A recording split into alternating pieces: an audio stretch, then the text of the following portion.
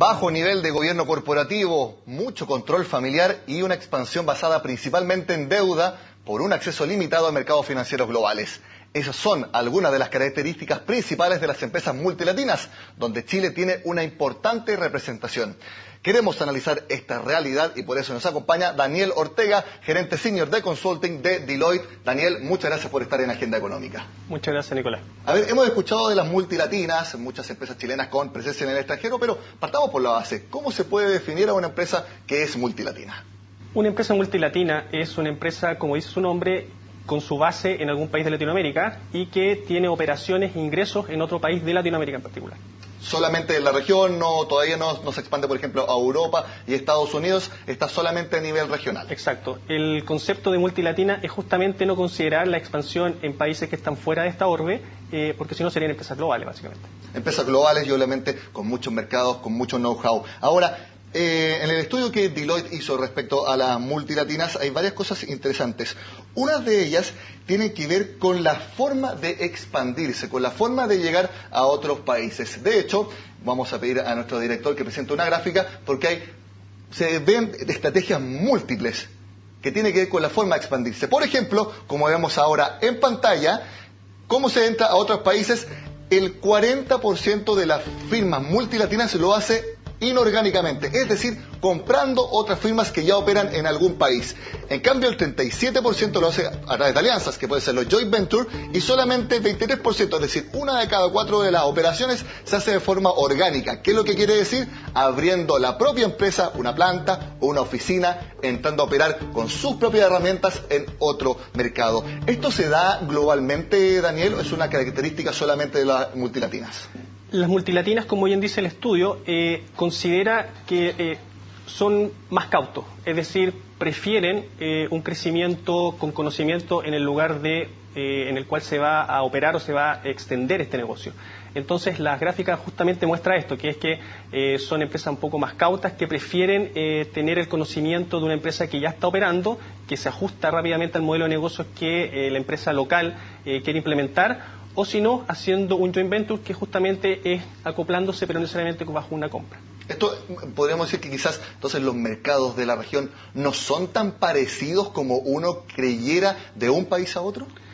Los mercados, te diría, tienen cosas bastante similares. Uno es el lenguaje, y eso hace que claro, por eso se expanden principalmente en un inicio en la región. Las diferencias tienen relación con cultura. Las culturas hacen que los mercados consuman de manera diferente, pero aún así hay ciertas similitudes.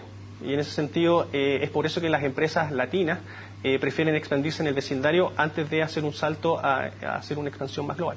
Y el hecho que de un cuarto de las expansiones sea orgánicamente, abriendo su propia planta, su propia oficina, quiere decir que eso lo hacen solamente las empresas que están absolutamente seguras que el mercado donde operan originalmente es idéntico, prácticamente igual a donde quieren ir. Sí, esta necesidad de expansión consideran que pueden iniciar un negocio desde cero y que probablemente van a tener éxito en esa expansión. No quiere decir que eso sea seguro, pero al parecer el estudio que harían las empresas es justamente asegurar y entender de que va a ser exitoso ese, diría yo, entrada a un mercado con solamente la marca propia del lugar de origen, básicamente. Claro, y cualquier expansión necesita de financiamiento. Y en el estudio que ustedes hicieron señalan que la mayoría de las empresas ocupan el apalancamiento, es decir, emitir deuda y por una razón bastante particular, no tienen acceso mayor o acceso regular a los mercados financieros globales. ¿Por qué se da esta situación? Mira, te voy a responder desde el principio. Las empresas cuando quieren expandirse necesitan financiamiento, es bastante obvio. Ahora, las empresas tienen una particularidad de por qué se expanden. Las multilatinas son exitosas en su lugar de operación y por eso los mercados les quedan pequeños y necesitan expandirse a nuevos mercados. Ahora bien, las empresas exitosas tienen capital y básicamente dicen, ok, con este capital yo me expando, pero cuando tú estás en una etapa de crecimiento es muy probable que tú necesites financiamiento. Ahora bien, países como Chile, donde la realidad política, económica es bastante estable, el acceso a financiamiento es bastante más barato. Y también porque hay una mayor penetración financiera. Exacto. Ahora, yo esperaría que en el futuro el acceso a financiamiento en el extranjero, llámese las bancas de Estados Unidos, las bancas en Europa, principalmente en Londres, pudieran tener acceso justamente para una expansión que iría mucho más allá que el mercado de las multilatinas en Latinoamérica. ¿Y esto de emitir deuda, apalancarse para poder expandirse, es una obligación? ¿O porque nos suena mucho a lo más recomendable? De hecho, ustedes mencionan que mientras más se endeude a plazos más largos y a tasas más altas, hace que la empresa traiga una carga financiera y un riesgo de sobreendeudamiento mucho mayor, y eso es un peso al final. Sí, ahora, existen siempre un ratio de apalancamiento ideal. Ese apalancamiento ideal implica que es a veces mucho mejor endeudarse para poder expandirse que solamente hacerlo con capital propio. Ahora bien, yo te diría que la lucha que tiene que haber con respecto a este apalancamiento, a este ratio, tiene que ver con que tú necesitas, en un principio, dinero para poder hacer estas inversiones afuera y poder operar. Ahora bien, cuando tú ya estás operando, lo que tienes que hacer es hacer más eficiente tu operación en los lugares donde tú comenzaste tu crecimiento, y con esa mayor eficiencia, te diría yo, debieran liberar capital de trabajo, que lo que posibilite justamente reducir este apalancamiento que tenían desde un inicio.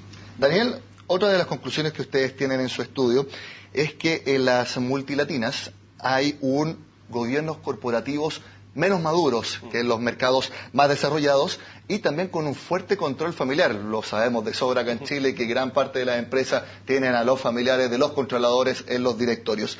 ¿Esto qué señal da? Que en los mercados donde operan las multilatinas no son muy desarrollados, y por eso las exigencias de los reguladores, por ejemplo, no son tan grandes como si operan, por ejemplo, en Estados Unidos, en Europa y en otros mercados. Yo te diría que las grandes empresas familiares son las que tienen esta capacidad de poder expandirse. Ahora bien, lo que ocurre es que el gobierno corporativo tiene, creo que el estudio dice un 25% de directores independientes. Acá en Chile, por ejemplo. En Chile. En realidad te diría yo que el 25% es en general bajo para lo que debiera ser un gobierno corporativo con un directorio mucho más independiente. Más del 56% debiera ser, diría yo, la tónica. Ahora, el control familiar es justamente lo que hace que sean menos independientes. Cuando tú tienes la mayoría de un directorio, hace que ese porcentaje lo haces valer. Ahora yo te diría que si tú te quisieras expandir en forma global, y también por los niveles de transparencia que implican grandes inversiones afuera, compañías que están miradas por distintas regulaciones, te van a exigir de alguna manera tener un mayor porcentaje de participación de directores independientes. Es decir, si una empresa que tiene ahora un controlador, que es un grupo familiar que tiene muchos directores, si quiere ser global, tendría que alguno de los familiares salirse de la dirección o de la gerencia general para optar quizás a mercados más grandes, ser una empresa global. Ese es un poco también el mensaje. Sí, pero te diría yo que más que salgan personas del grupo familiar dentro de la propiedad de una empresa, te diría yo que necesitan incorporar nuevos accionistas. Y esos nuevos accionistas, para poder expandirse, hacen que la torta sea mucho mayor, pero en esa participación tu porcentaje relativo es menor. Una empresa que en su estructura de propiedad sea más líquida, que permita la introducción obviamente de dueños a través de accionistas. Ahora, ustedes en su estudio también señalan el alto nivel de los ejecutivos de las multilatinas por su presencia en importantes universidades, tanto de pregrado como también posgrado principalmente. Ahora hay un punto que me llama mucho la atención, de que ustedes hicieron este estudio en base a 16 multilatinas representativas de un universo de casi 500, y de estos hay una gran presencia de empresas chilenas. Y uno dice, a ver, el mercado chileno está bien, es uno de los más importantes en temas financieros de América Latina, pero no tanto en PIB, no tanto en tamaño. Entonces me llama la atención esta realidad de que de las multilatinas, prácticamente la mitad de los ingresos de todas las multilatinas son empresas chilenas. Exactamente, justamente. Más del 50%, como tú bien dices, son empresas chilenas dentro de este estudio de las multilatinas. Ahora bien, la cantidad de empresas dentro del número del análisis, la mayor cantidad son brasileñas y mexicanas. Esto te diría yo que habla bastante bien de nuestras empresas y de la capacidad de adaptabilidad que tienen en mercados distintos al local. O sea, son pocas pero buenas y grandes. Eso es algo, me imagino que se ha ido consolidando en el tiempo y que van a ser cada vez más empresas las chilenas que pueden estar en este nivel. Sí, principalmente las empresas chilenas que están dentro de esta multilatina son empresas de consumo masivo y empresas de transporte. Claro, uno se imagina, por ejemplo, LAN, Falabella, etcétera, como tú decías, transporte y retail son las que tienen mayor presencia. Bueno, vamos a ver cuáles son las empresas que hacen mejoras en los temas que hemos estado conversando y así pasan de ser multilatinas a latinas globales, que es otra parte de los estudios que hace Deloitte. Daniel Ortega, muchas gracias por estar en Agenda Económica. Muchas gracias a ti, Nicolás, por la invitación. Bueno, y con esta radiografía de las multilatinas, que como vimos, gran presencia hay de chilenas en ese segmento, terminamos la agenda de este jueves. Como siempre, os invito a que sigan con nosotros acá en CNN Chile.